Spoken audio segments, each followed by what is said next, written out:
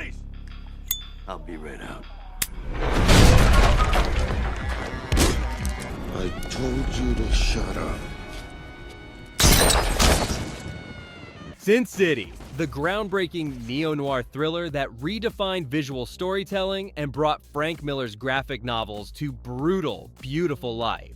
But beyond those stark black and white visuals and that revolutionary digital filmmaking lies some mind-blowing secrets that'll have you questioning everything you thought you knew about this cinematic landmark.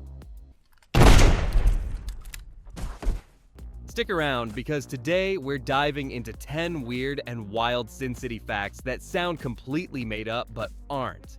And trust us, you don't want to miss the bonus fact at the end. It's darker than Sin City itself. Number 1. Rodriguez quit the Directors Guild for Miller. Director Robert Rodriguez made an unprecedented sacrifice to ensure Sin City's authenticity. He literally quit his membership in the Directors Guild of America. The DGA strictly prohibits non-DGA members from co-directing films, and Rodriguez was adamant that graphic novel creator Frank Miller needed to share directorial credit. When the Guild refused to bend their rules, Rodriguez shocked Hollywood by resigning his membership completely, surrendering significant benefits, protections, and future opportunities with major studios. This wasn't just a symbolic gesture. It had real career consequences, potentially locking him out of major studio projects. Rodriguez later said, "I didn't think it was right that I'd be the only one who'd get credit for this movie when it's so clearly Frank's world." That uncompromising commitment to artistic integrity? It's why Sin City looks and feels exactly like the graphic novels come to life. Sometimes honoring vision requires genuine sacrifice. Number 2. The color-coded violence. The film's striking black and white palette with selective color isn't just visually stunning, it served a crucial practical purpose. Sin City faced serious censorship challenges due to its extreme violence, with ratings boards initially suggesting an NC-17 rating that would have destroyed its commercial viability. Rodriguez ingeniously used the selective color technique to stylize the violence, effectively distancing it from reality. When blood appears in vibrant whites, yellows, and reds against the monochrome background, it becomes graphic novel violence rather than realistic carnage. The MPAA repeatedly rejected cuts until Rodriguez demonstrated how the color technique transformed realistic gore into artistic expression. One particularly brutal scene was approved only after changing blood from crimson to stark white. That revolutionary visual style that defined the film's aesthetic? It was partially born from necessity, a clever workaround to strict censorship rules that would have gutted the film's impact. Number 3. Mickey Rourke's career-saving refusal. Mickey Rourke initially turned down the role of Marv, the character that ultimately revitalized his fading career. After reading the script, Rourke flatly refused the part, unimpressed with the dialogue and unconvinced by the experimental visual approach. Rodriguez, determined to cast him, took the extraordinary step of spending $50,000 of his own money, not the studio's, to create a 1-minute test reel showing exactly how Rourke would look and feel as Marv. When Rourke saw himself transformed into the graphic novel character, he immediately changed his mind. The role earned him universal acclaim and directly led to his Oscar-nominated comeback in The Wrestler just 3 years later. Rourke later admitted, "If it wasn't for Robert believing in me when nobody else would, I'd still be doing straight-to-DVD movies." That career-defining performance that resurrected a Hollywood legend? It almost never happened because the star couldn't envision what Rodriguez already saw clearly. Number 4. The secret Tarantino sequence. Quentin Tarantino's special guest director credit wasn't just honorary, he secretly directed the conversation scene between Clive Owen and Benicio del Toro in the car. What makes this particularly incredible is that Del Toro's character is already dead during this sequence, with Dwight, Owen, imagining the conversation. Rodriguez offered Tarantino $1 to direct the scene, making it officially the lowest paid directing job in Tarantino's career. The sequence is noticeably different from Rodriguez's style, featuring longer takes, distinctive camera angles, and more dialogue-heavy pacing. Most impressively, Tarantino completed the entire sequence in just one day. Neither director publicly acknowledged which scene Tarantino handled until years after the film's release, leading to endless fan speculation. That distinctive cinematic voice that briefly emerges in one crucial scene, it's the unmistakable touch of another directing legend making an uncredited contribution. Number 5. The Invisible Cast. The groundbreaking digital technology meant most actors never actually met or worked together on set. Nearly every scene was filmed with performers acting against green screens, with their co-stars added digitally later. Bruce Willis and Mickey Rourke, despite sharing crucial scenes, never met during production. Jessica Alba and Brittany Murphy worked entirely different shooting schedules despite appearing in scenes together. This technological separation created unique challenges for the actors, who had to imagine their interactions with characters only described by Rodriguez.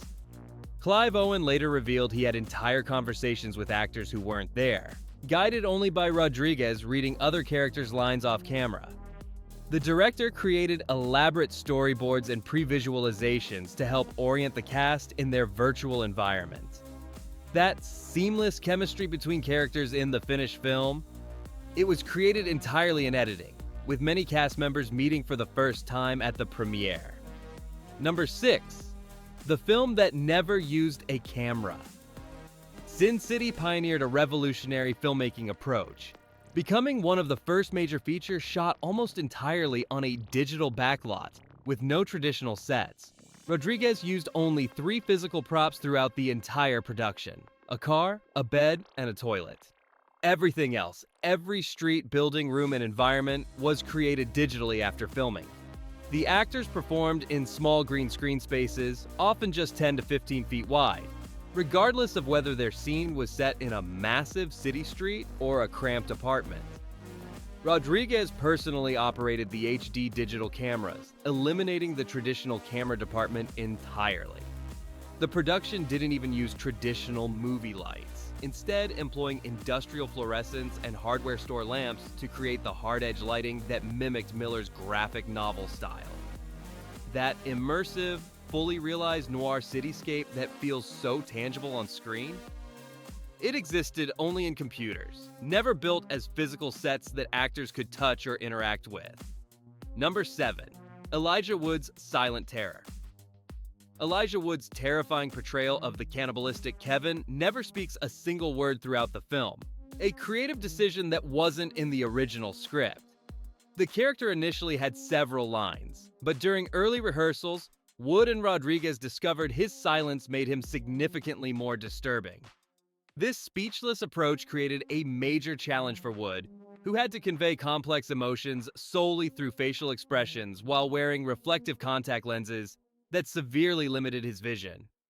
The contact lenses were so uncomfortable that Wood could only wear them for 20-minute intervals before needing them removed to prevent eye damage.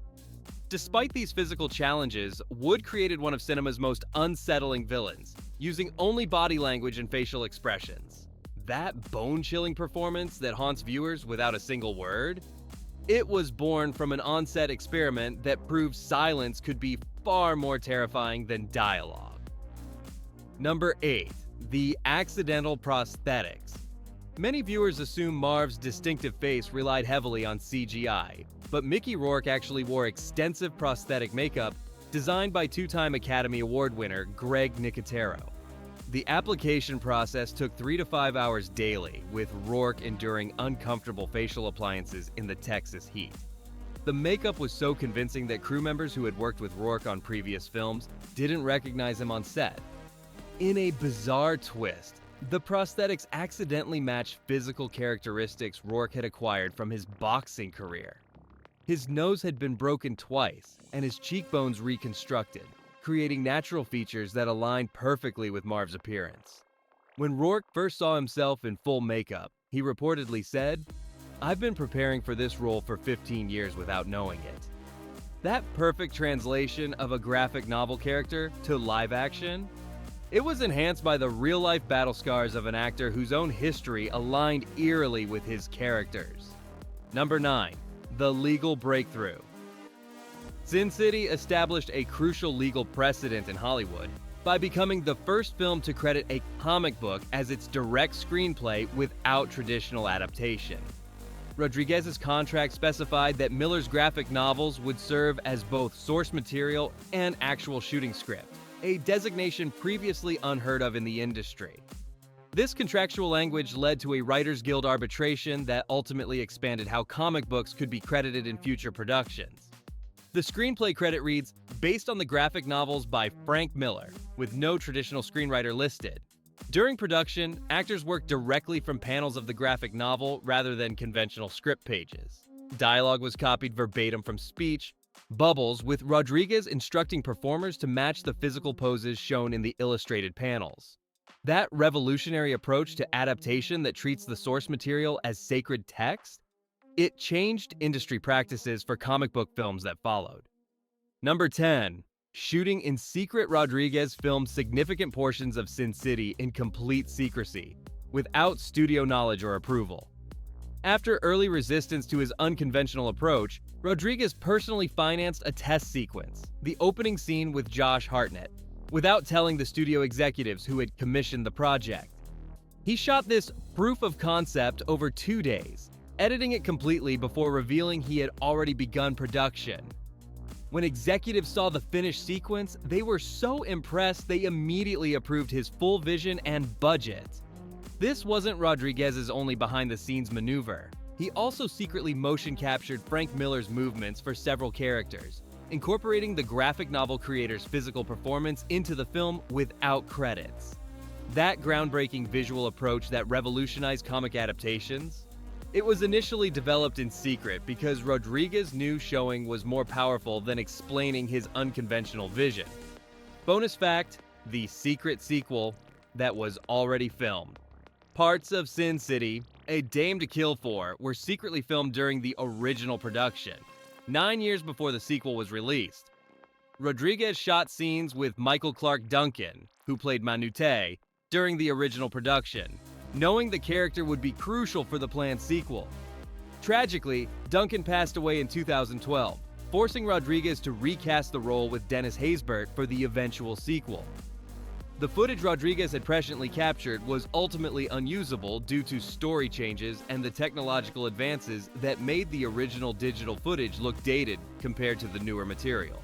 Those forward-thinking attempts to bridge films across nearly a decade, they represent both Rodriguez's ambitious planning and the bittersweet reality that some creative visions can't overcome the passage of time and loss. And there you have it. Strange, shocking, and absolutely authentic facts about Sin City that even the most dedicated noir fans might have missed. If you enjoyed this dark journey through Basin City's secrets, smash that like button, hit subscribe, and remember, in the words of Marv, worth dying for, worth killing for, worth going to hell for. We'll see you next time for more cinematic secrets that are stranger than fiction.